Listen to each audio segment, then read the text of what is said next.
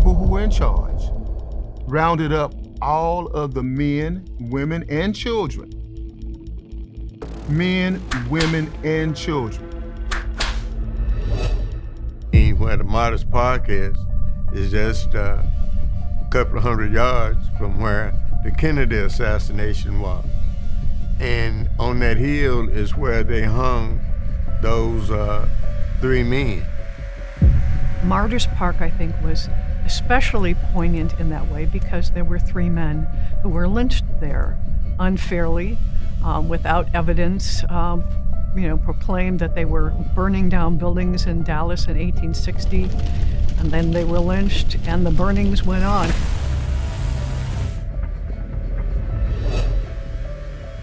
It all started with Dr. George Keaton.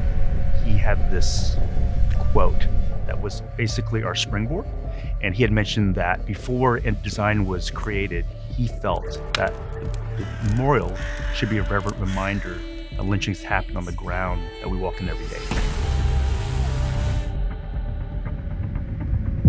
Being in that space, knowing what happened there, I was empowered because I was going in with a new perspective.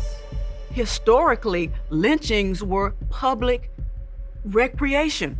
There was people there that they did postcards, and it was like a festival almost. And you have to think, if I lived back then, would I have been part of that crowd, just watching and observing?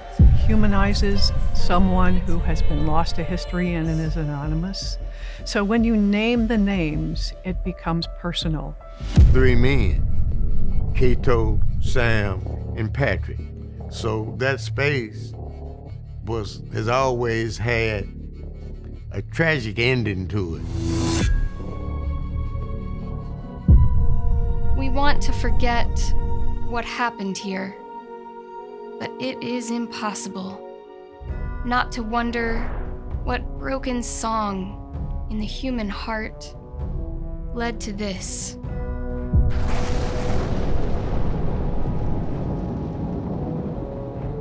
We can't just pretend that the trauma died with the victims. It lives on. It has to be dealt with.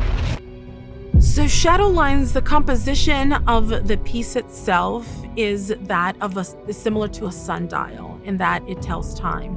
However, our memorial actually indicates the shadows fall on the names of the victims that are found on our wall. And the fact that Dallas was the first major city, maybe the first city that my understanding, that has a reckoning and talked about the dark, record of what happened, was, it was quite humbling to really to have the city and the community take that step.